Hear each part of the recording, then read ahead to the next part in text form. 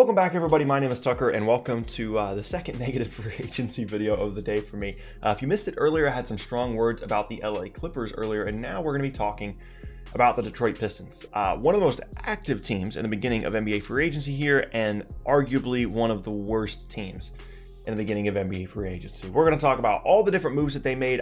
I'm recording this video at around noon Eastern time today, so by the time this is uploaded, the Pistons have signed another center. I apologize if it's not fully updated for you guys, but I know you guys will understand. Quickly though, before we get started, if you enjoy content like this, then consider subscribing to the channel. We are very, very close to 100,000 subscribers, and I upload twice a day, every day, all throughout the NBA offseason. It is a great place for consistent content. You can also like the video, helps me out a ton, lets me know that you're enjoying the content, and you can check me out at various socials at the bottom of the screen as well. With those things said, let's talk about the Detroit Pistons and the moves they've made to this point in the offseason. Okay. So I'm not sure what I expected from the Pistons in free agency, but it wasn't this, because in the days leading up to free agency, they acquired 3 centers to add to their roster. Dwayne Dedmon and Tony Bradley via trade. Dwayne Dedmon supposedly just to get rid of his salary. They're going to waive him or stretch him or something. And then they also drafted Isaiah Stewart. So 3 big guys on the roster already. It was like, okay, let's look at some guards. Let's bring in some wings. You know, some young guys, take a flyer on a handful of players. Yeah, the Pistons had different ideas. Because 2 of the earliest announced deals in all of NBA free agency yesterday were the Detroit Pistons signing Mason Plumlee and Jahlil Okafor to significant contracts. These aren't like minimum deals. Like, these are, you know, pretty close to what mid-level exception value would be for both of these players.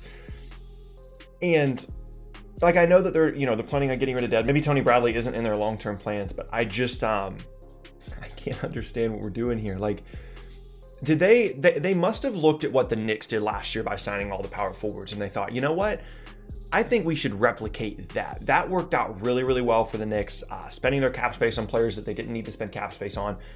You know, let's go ahead and make moves like that. Let's model ourselves after what the New York Knicks did last offseason. That had to have been what they did. And like, I understand that there's other moves involved here. They're going to do this, they're going to do that.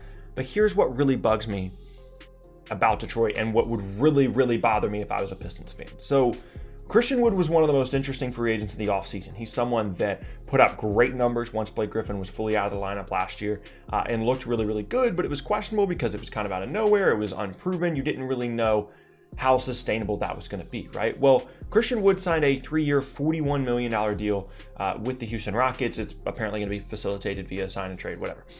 And that's probably a bit of an overpay for a guy in Christian Wood that we haven't really seen him prove anything yet to this point. Paying over $10 million a year to a guy like that can be a little bit concerning, right?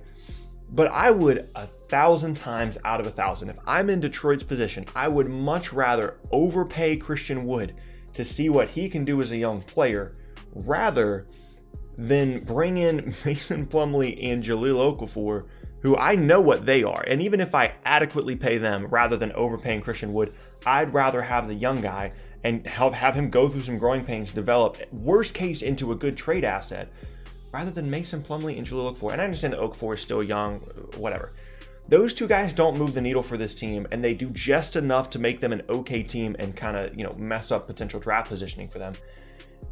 And I don't understand why Detroit can't just be bad for once. Like, they do this over and over and over again. You can go back to like the Eric Gordon, Charlie Villanueva free agency stuff, where they couldn't move on properly from the success that they had in the early 2000s. They haven't been good since then.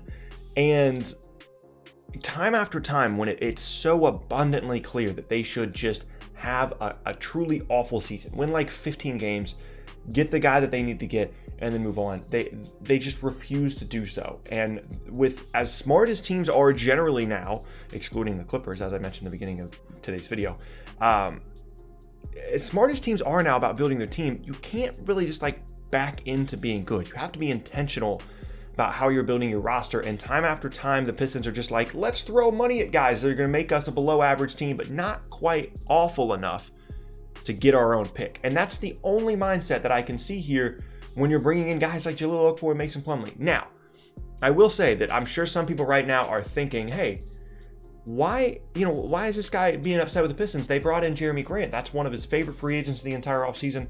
And you're correct. And they did bring in Jerami Grant to a significant deal, 4 years, $60 million. Good job by them. My problem with that is, again, It's another front court player. I think maybe they're just trying to run 4 bigs and Derrick Rose next year. I don't know. But like the value of Jerami Grant lies in a player that is like your 4th offensive option and does so many things defensively, provides so much energy that he's worth that 15 a year. And that's why he was such a difference maker for Denver and why I thought Denver would retain him in free agency.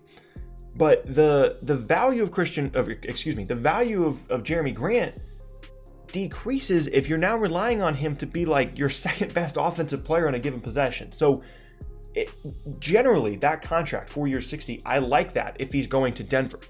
If he's going to Detroit, I don't like it as much because one of the reasons he went to Detroit rather than Denver, because they were willing to match the contract. He just wanted to go to Detroit because he'd have more offensive responsibility. I don't think that's what Jerami Grant does well. I don't think that's the correct move. And so all in all, like, I'm not saying it's a bad contract, but it's not the kind of move that I would have chosen if I was in Detroit's position. If I was Detroit, I would be signing guys to bigger 1-year deals if I wanted to, potentially looking to trade them at the trade deadline to a contender.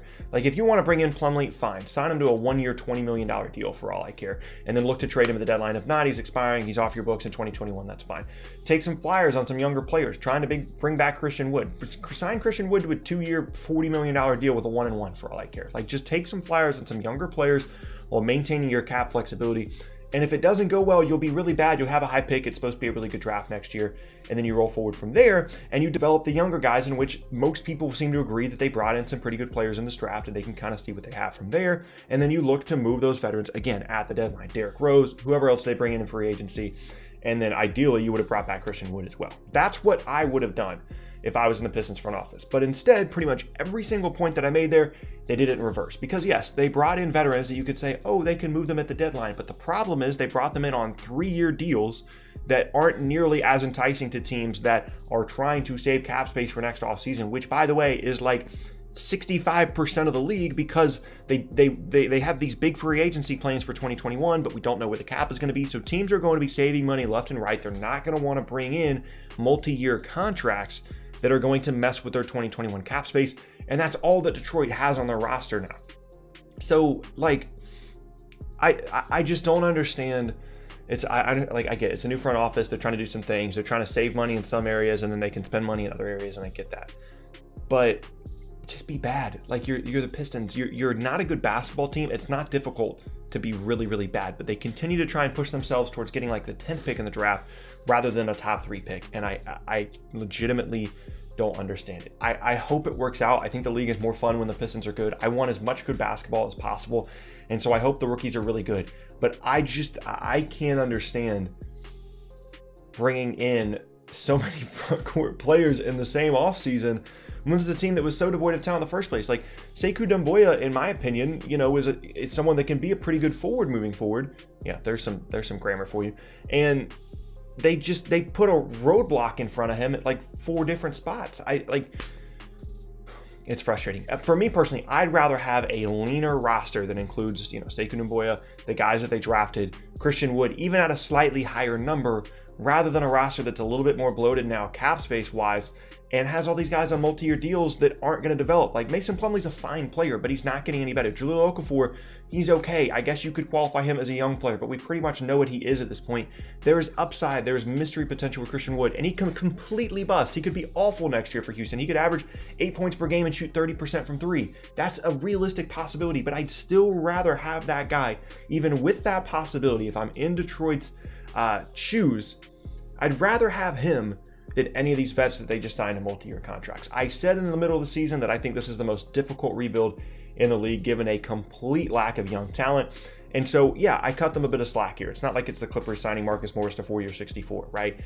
But they could have done a lot of things to help themselves this offseason, and at pretty much every step they decided to take a different direction here. So I hope it works out. I have no idea if it will, but I'm ultimately, just disappointed with Detroit. And again, if they happen to sign another center before this video goes out, you guys can update the list for me as well.